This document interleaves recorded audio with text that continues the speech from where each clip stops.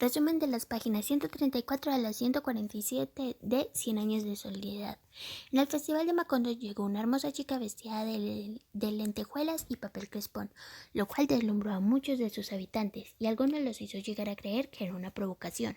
Aureliano II declaró a los recién llegados huéspedes de honor, ya que aquellas invitadas eran la bella Remedios, la cual carecía de fundamento real, y la reina intrusa. Hasta la medianoche, los forasteros disfrazados de beduinos participaron del delirio. De pronto, en el paroxismo de la fiesta, alguien rompió el delicado equilibrio. Las descargas de fusilería ahogaron el resplandor de los fuegos artificiales, y los gritos de terror ahogaron la música, y el júbilo fue aniquilado por el pánico. Después de muchos años se siguió afirmando que la Guardia Real de la Reina Intrusa era un escuadrón del ejército regular que escondían fusiles de reglamento. El gobierno prohibió un bando extraordinario y prometió una investigación terminante del episodio sangriento. Pero la verdad nunca salió a la luz y prevaleció para siempre la versión del gobierno real. Sin provocaciones de ninguna índole, tomó posiciones de combate a una seña de su comandante y disparó sin piedad contra la muchedumbre. Cuando se restableció la calma, solo quedaba un falso beduino y tendidos en la plaza, entre muertos y heridos, 39 personas disfrazadas. En la confusión y pánico, José Arcadio II pudo poner a salvo a la bella Remedios, y Aureliano II llevó en brazos a la casa a la soberana intrusa. Con su traje desgarrado y la capa de armiño llena de sangre. Aquella intrusa se llamaba Fernanda del Carpio, a la cual habían seleccionado como la más hermosa entre 5.000 mujeres del país. La habían llevado a Macondo con la promesa de nombrarla reina de Madagascar. Úrsula se ocupó de ella como si fuera su hija. El pueblo, en lugar de poner en duda su inocencia, se compadeció de su candidez.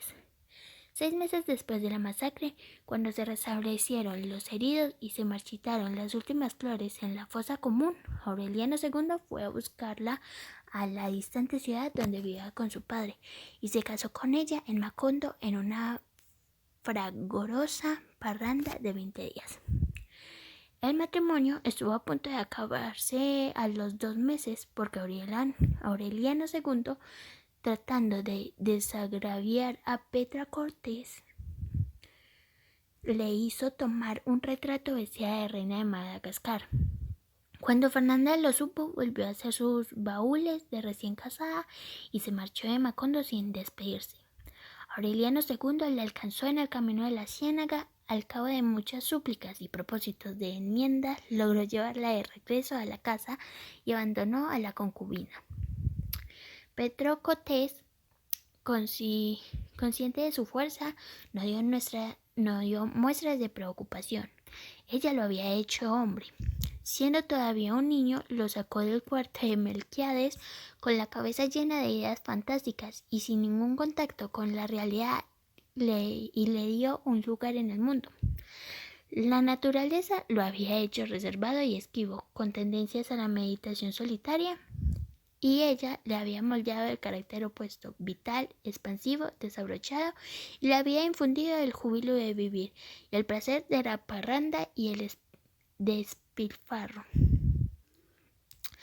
hasta convertirlo por dentro y por fuera en el hombre con que había soñado para ella desde la adolescencia. Se había casado, pues, como tarde o temprano se casan los hijos. Él no se atrevió a anticiparle la noticia. Asumió una actitud tan infantil frente a la situación que fingía falsos rencores y resentimientos imaginarios, buscando el modo de que fuera Petra Cortés quien provocara la ruptura. Un día en que Aureliano II le hizo un reproche injusto, ella eludió la trampa y puso las cosas en su puesto.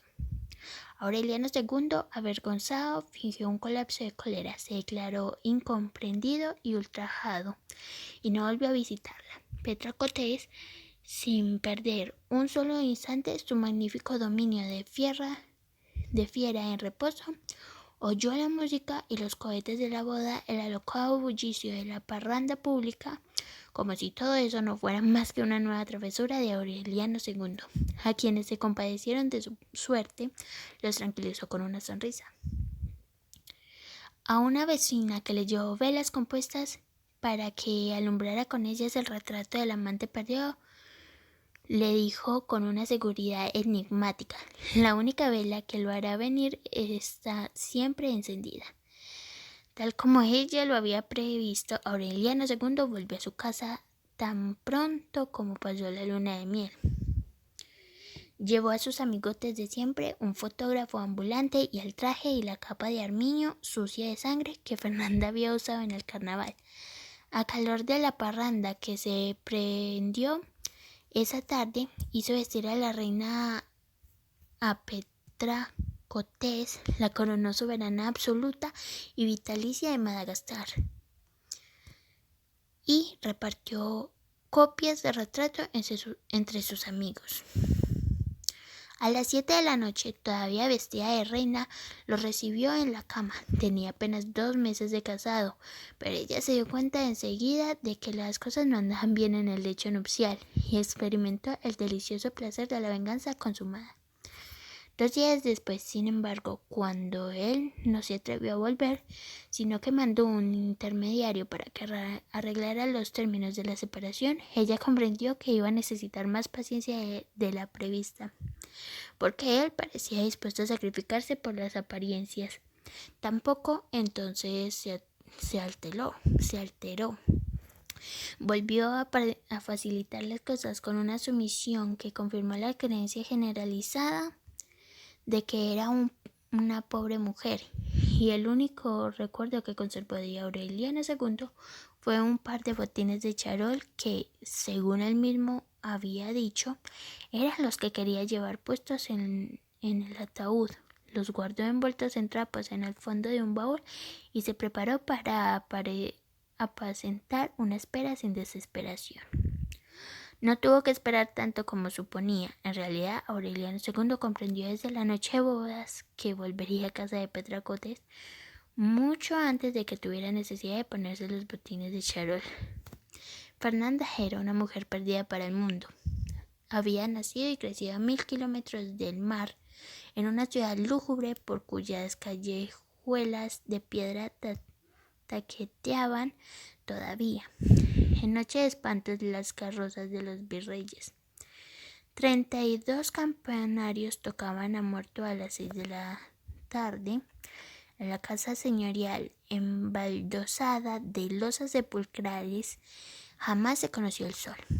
El aire había muerto en los cipreses del patio, en las pálidas colgaduras de los dormitorios, en la arcada rezumante del jardín de los nardos. Fernanda no tuvo hasta la pubertad otra noticia del mundo que los melancólicos ejércitos de piano ejecutados en alguna casa vecina por alguien que durante años y años se permitió el albedrío de no hacer la siesta. En el cuarto de su madre enferma, verde y amarilla, bajo la polvorienta luz de los vitrales, escuchaba las escalas metódicas, tenaces, descorazonadas, y pensaba que esa música estaba en el mundo, mientras ella se consumía tejiendo coronas de palmas fúnebres. Su madre, sudando a la calentura de las 5, le hablaba del esplendor del pasado. Siendo muy niña, una noche Fernanda vio una hermosa mujer vestida de blanco que atravesó el jardín hacia el oratorio. Lo que más le inquietó de aquella visión fugaz fue que la sintió exactamente igual a ella, como si se hubiera visto a sí misma con 20 años de anticipación. Muchos años después, cuando empezó a sentirse igual a su bisabuela, Fernanda puso en duda la visión de la infancia, pero la madre le reprochó su incredulidad. Ella lo creyó, aunque solo ocupaban la larga mesa con mentales de lino y servicios de plata para tomar una taza de chocolate con agua y un pan de dulce. Hasta el día de la boda soñó con un reinado de leyenda, a pesar de que su padre, don Fernando, tuvo que hipotecar la casa para comprarle el ajuar. Así la educaron. Desde que tuvo uso de razón, recordaba haber hecho sus necesidades en una vasinilla de oro con el escudo de armas de la familia. Salió de la casa por primera vez a los 12 años, en un coche de caballos que solo tuvo que recorrer 2 cuadras para llevarla al convento. Sus compañeras de clase se sorprendieron de que la tuvieran apartada en una silla de espaldar muy alto y de que ni siquiera se mezclara con ellas durante el recreo. Sus compañeras lo creyeron, porque ya entonces era la doncella más hermosa, distinguida y discreta que habían visto jamás. Al cabo de 8 años habían aprendido a versificar en latín, a tocar el clavicordio, a conversar de cetrería con los caballeros y de apologética con los arzobispos, a dilucidar asuntos de Estado con los gobernantes extranjeros y asuntos de Dios con el Papa. Volvió a casa de sus padres a tejer palmas fúnebres. Quedaban apenas los muebles indispensables, los candelabros y el servicio de plata, porque los útiles domésticos habían sido vendidos uno a uno. Pero sufragar los gastos de su educación, su madre había sucumbido a la calentura de las 5. Su padre, don Fernando, vestido de negro con un cuello laminado y una leontina de oro atravesada en el pecho, le daba los lunes de una moneda de plata para los gastos domésticos y se llevaba las coronas fúnebres terminadas la semana anterior. Pasaba la mayor parte del día encerrado en el despacho y en las pocas ocasiones en que salía a la calle regresaba antes de las 6 para acompañarla a rezar al rosario. Nunca oyó hablar de las guerras que desangraron el país. Nunca dejó oír los ejércitos de piano a las 3 de la tarde. 2 horas después, su padre fue a buscarla al costurero. «Prepararé sus cosas», le dijo. «Tiene que hacer un largo viaje». Fue así como la llevaron a Macondo. Un día, con un zarpazo brutal, la vida le echó encima todo el peso de una realidad que durante años le habían escamoteado sus padres. Se había prometido no abandonar el dormitorio hasta la muerte. Cuando Aureliano II llegó a buscarla, fue un golpe de suerte inconcebible, porque en el aturdimiento de la indignación, en la furia de la vergüenza, ella le había mentido para que nunca conociera su verdadera identidad. Las únicas pistas reales de que disponía Aureliano II cuando salió a buscarla eran su inconfundible dicción del páramo y su oficio de tejedora de palmas fúnebres. La buscó sin piedad, con la temeridad atroz con que José Arcadio Buendía atravesó la sierra para fundar a Macondo, con el orgullo ciego con el que el coronel Aureliano Buendía promovió sus guerras inútiles, con la tenacidad insensata con que Úrsula aseguró la supervivencia de la estirpe. Así buscó Aureliano II a Fernanda, sin un solo instante de desaliento. Cuando preguntó dónde vendían palmas fúnebres, lo llevaron de casa en casa para que escogiera las mejores. Cuando preguntó dónde estaba la mujer más bella que se había dado sobre la tierra, todas las madres le llevaron a sus hijas. Se extravió por desfiladeros de niebla, por tiempos reservados al olvido, por laberintos de desilusión. Atravesó un páramo amarillo donde el eco repetía los pensamientos y la ansiedad provocaba espejismos premonitorios. Al cabo de una semana Al cabo de unas semanas estériles, llegó a una ciudad desconocida donde todas las campanas tocaban a muerto. Aunque nunca los había visto ni nadie se los había descrito, reconoció de inmediato los muros carcomidos por la sal de los huesos, los decrépitos balcones de madera destripadas por los hongos y clavado en el portón y casi borrado por la lluvia el cartoncito más triste del mundo. Se venden palmas fúnebres. Prometió ir más tarde cuando acabara de liquidar sus compromisos y desde el momento en que le echó la bendición a su hija volvió a encerrarse en el despacho, a escribirle las esquelas con viñetas luctuosas y el escudo de armas de la familia que había de ser el primer contacto humano que Fernanda y su padre tuvieran en toda la vida. Fernanda llevaba un precioso calendario con llavecillas doradas en el que su director espiritual había marcado con tinta morada las fechas de abstinencia venérea, descontando la Semana Santa, los domingos, las fiestas de guardar, los primeros viernes, los retiros, los sacrificios y los impedimentos cíclicos. Su anuario útil quedaba reducido a 42 días desperdigados en una maraña de cruces moradas. Aureliano II convenció de que el tiempo echaría por tierra aquella alambrada hostil. Prolongó la fiesta de la boda más allá del término previsto. Agotada de tanto mandar al basurero botellas vacías de brandy y champaña para que no congestionara la casa y al mismo tiempo intrigada de que los recién casados durmieron a horas distintas y en habitaciones separadas mientras continuaban los cohetes y la música y los sacrificios de reces, Úrsula recordó su propia experiencia y se preguntó si Fernanda no tendría también un cinturón de castidad que tarde o temprano provocará las burlas del pueblo y diera origen a una tragedia. Tan fascinado estaba con la visión que tardó un instante en darse cuenta de que Fernanda se había puesto un camisón blanco, largo hasta los tobillos y con mangas hasta los puños, y con un ojal grande y redondo, primorosamente ribeteado a la altura del vientre. Aureliano II no pudo reprimir una explosión de risa. «Es lo más obsceno que he visto en mi vida», gritó con una carcajada que resonó en toda la casa.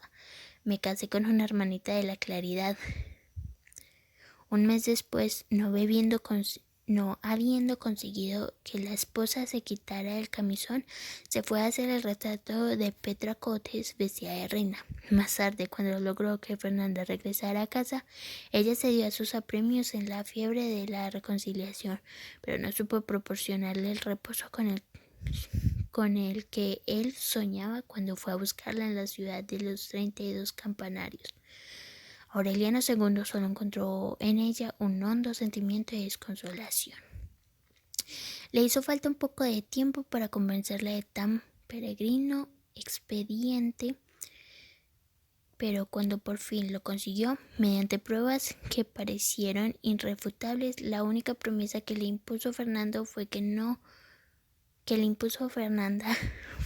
dejara sorprender por la muerte en la cama de su concubina.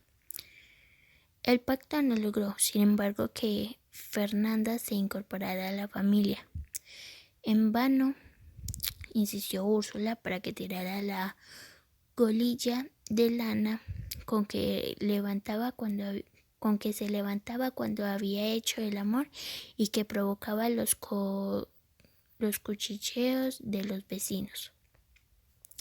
Desde aquel día no volvieron a dirigirse la palabra. Cuando las obligaban las circunstancias, se mandaban recados o se decían las cosas indirectamente. A pesar de la visible hostilidad de la familia, Fernanda no renunció a la voluntad de imponer los hábitos de sus mayores. Pero la costumbre se impuso, así como la de rezar el rosario antes de la cena, y llamó tanto la atención de los vecinos que muy pronto circuló el rumor de que los Buendía no se sentaban en la mesa como los otros mortales, sino que habían convertido el acto de comer en una misa mayor. Hasta las supersticiones de Úrsula, surgidas más bien de la inspiración momentánea que de la tradición, entraron en conflicto con las que Fernanda heredó de sus padres y que estaban perfectamente definidas y catalogadas para cada ocasión. Mientras Úrsula disfrutó del dominio pleno de sus facultades, subsistieron algunos de los antiguos hábitos y la vida de la familia conservó una cierta influencia de sus corazonadas, pero cuando perdió la vista y el peso de los años la relegó a un rincón. El círculo de rigidez iniciado por Fernanda desde el momento en que llegó terminó por cerrarse completamente y nadie más que ella determinó el destino de la familia. El coronel Aureliano Buendía alcanzó a darse cuenta de aquellos cambios y previó sus consecuencias. Le molestaba íntimamente su espíritu independiente, su resistencia a tropezar con él. Le molestaba íntimamente su espíritu independiente, su resistencia a toda forma de rigidez social. La exasperaban sus tazones de café a las 5, el desorden de su taller, su manta deshilachadas y su costumbre de sentarse en la puerta de la calle al atardecer. Pero tuvo que permitir esa pieza suelta del mecanismo familiar porque tenía la certidumbre de que el viejo coronel era un animal apaciguado por los años y la desilusión, que en un arranque de rebeldía senil podría desarraigar los cimientos de la casa. Pero cuando nació la primera hija, expresó sin reservas su determinación de que se llamara Renata como su madre. Úrsula había resuelto que se llamara Remedios. Al cabo de una tensa controversia,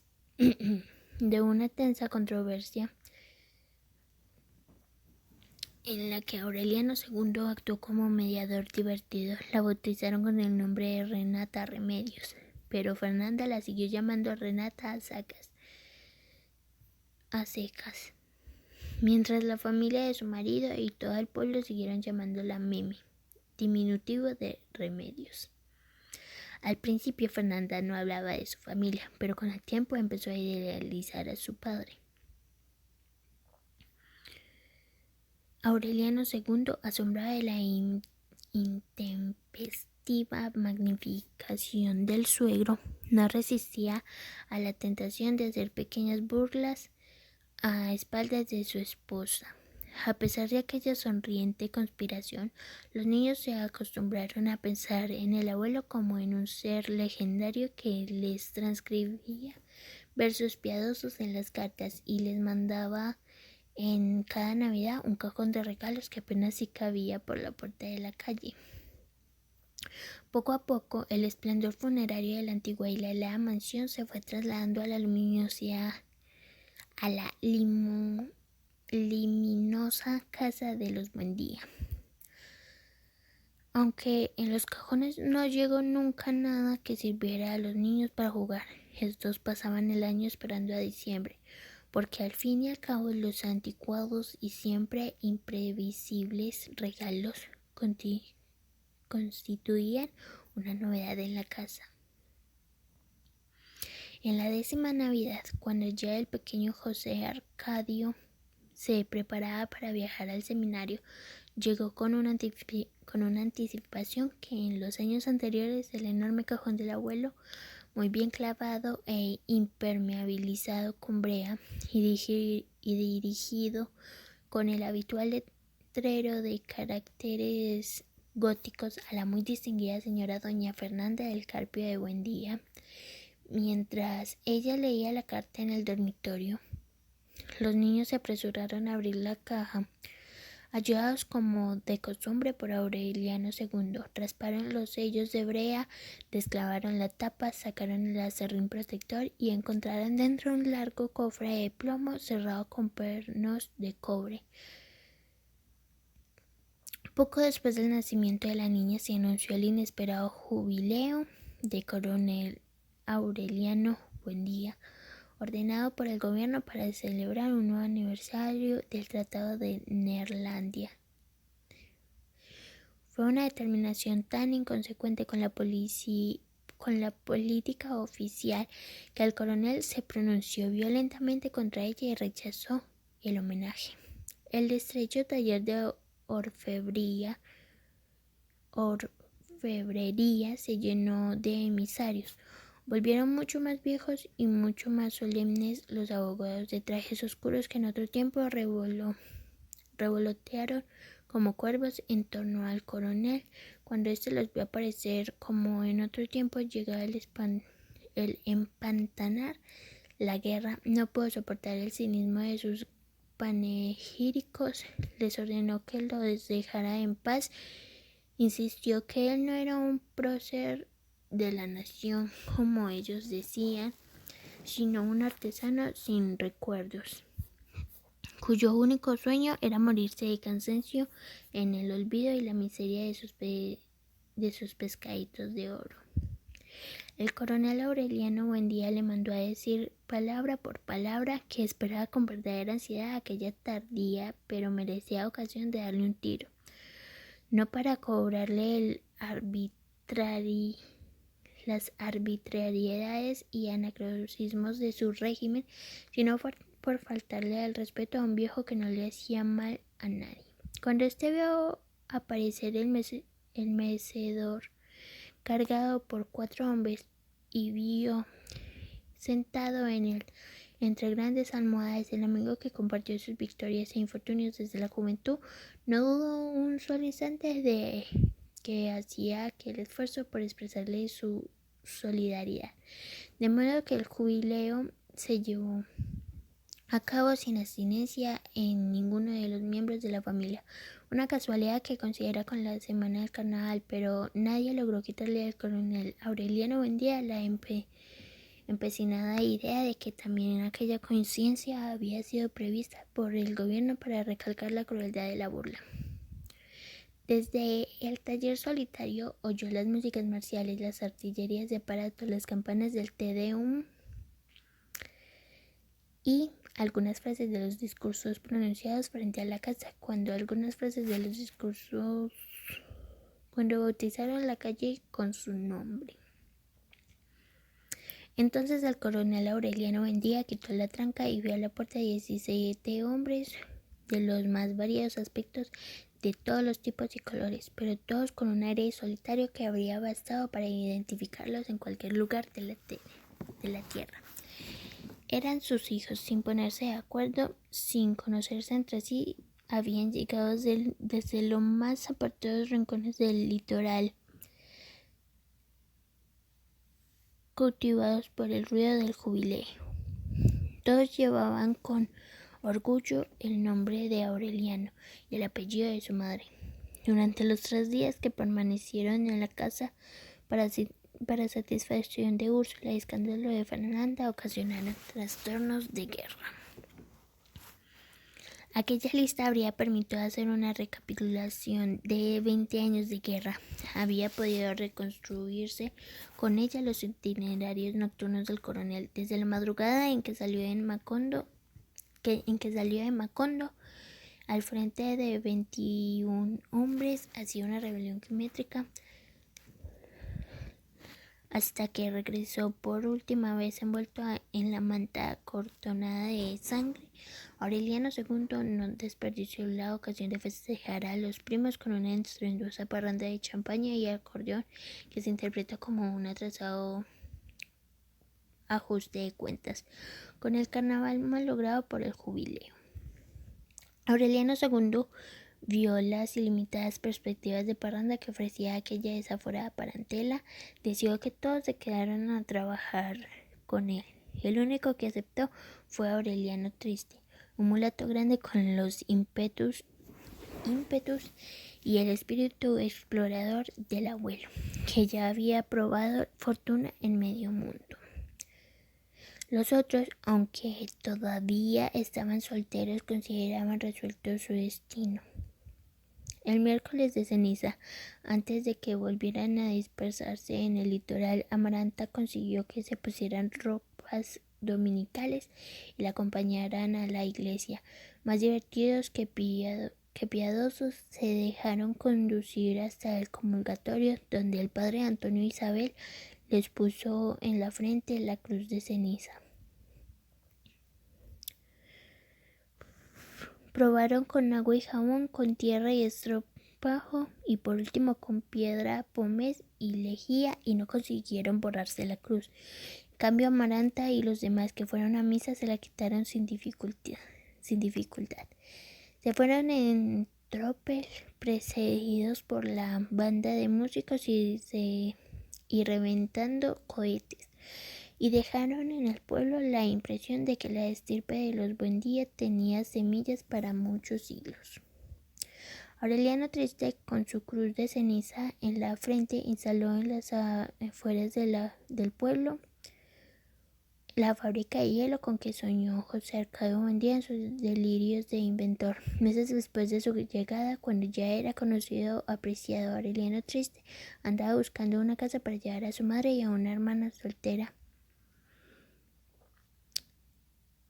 Había pasado tanto tiempo desde que el sol momificó el pellejo vacío del último animal que todo el mundo daba por sentado que la dueña de casa y la sirvienta habían muerto mucho antes de que terminaran las guerras, y que si todavía la casa estaba de pie era porque no habían tenido en años recientes un invierno riguroso o un viento demoledor.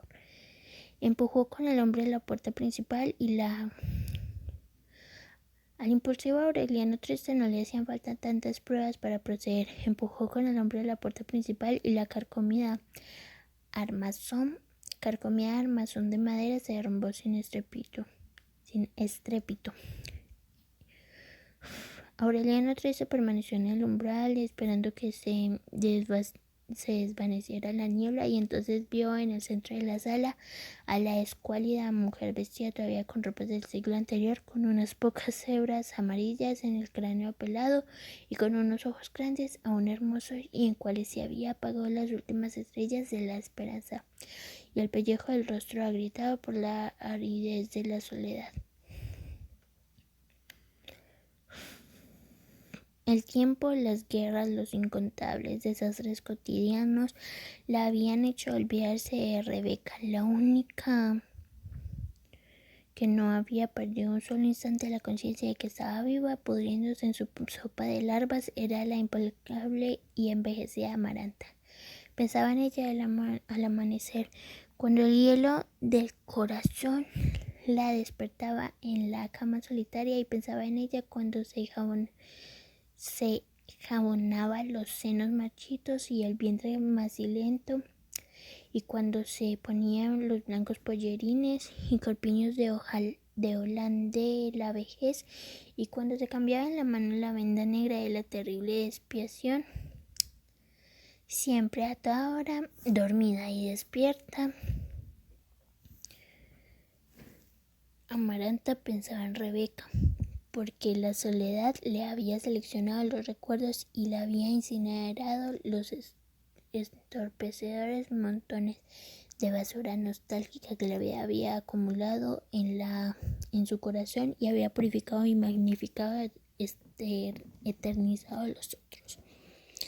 Cada vez que pasaban por la casa decrépita le contaba un incidente ingrato, una fábula de oprobio, tratando de esa forma de que su extenuante rencor fuera compartido por la sobrina y por consiguiente prolongado más allá de la muerte. Pero no consiguió sus propósitos, porque Remedios era inmune a toda clase de sentimientos apasionados y mucho más a los ajenos.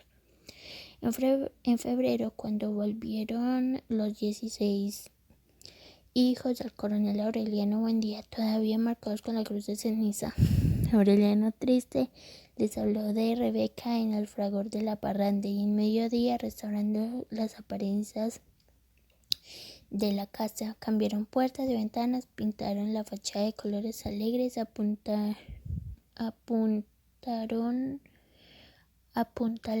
las paredes y vaciaron el cemento nuevo en el piso, pero no obtuvieron autorización para continuar las reformas en el interior. La segunda visita que hicieron a Macondo los hijos del coronel Aureliano Buendía, otro de ellos, Aureliano Centeno, se quedó trabajando con Aureliano Tristero, uno de los primeros que habían llegado a la casa por el bautismo, y Úrsula y Amaranta lo recordaban muy bien porque había destrozado en pocas horas cuanto objeto quebradizo pasó por sus manos. Tantos platos rompió, inclusive sin tocarlos, que Fernanda optó por comprarle un servicio de peltre antes de que le quedara las últimas piezas de su costosa vajilla.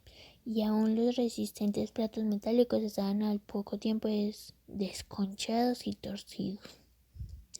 En poco tiempo incrementó de tal modo la producción de hielo que rebasó el mercado local, y Aureliano Triste tuvo que pensar en la posibilidad de extender el negocio a otras poblaciones de la ciénaga. Fue la primera vez que se oyó esa palabra de Macondo. «Hay que traer el ferrocarril», dijo. Ante el dibujo que trazó Aureliano Triste en la mesa, y que era un descendiente directo de los esquemas con que José Arcadio Buendía ilustró el proyecto de la guerra solar, Úrsula confirmó su impresión de que el tiempo estaba dando vueltas en redondo.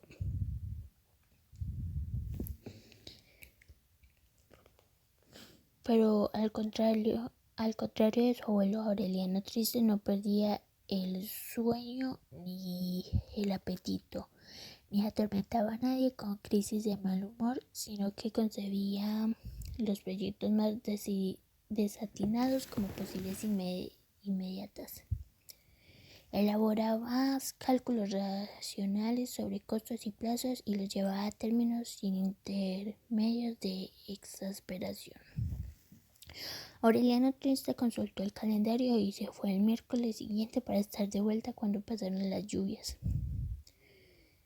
No se tuvieron más noticias. Aureliano Centeno, desbordado por las abundancias de la fábrica, había empezado ya a experimentar la elaboración de hielo con base de jugos de frutas en lugar de agua, y sin saberlo ni proponérselo concibió los fundamentos esenciales de la invención de los helados, pensando de esta forma en diversificar la producción de una empresa que suponía suya, porque el hermano no daba señales de regreso después de que pasaron las lluvias.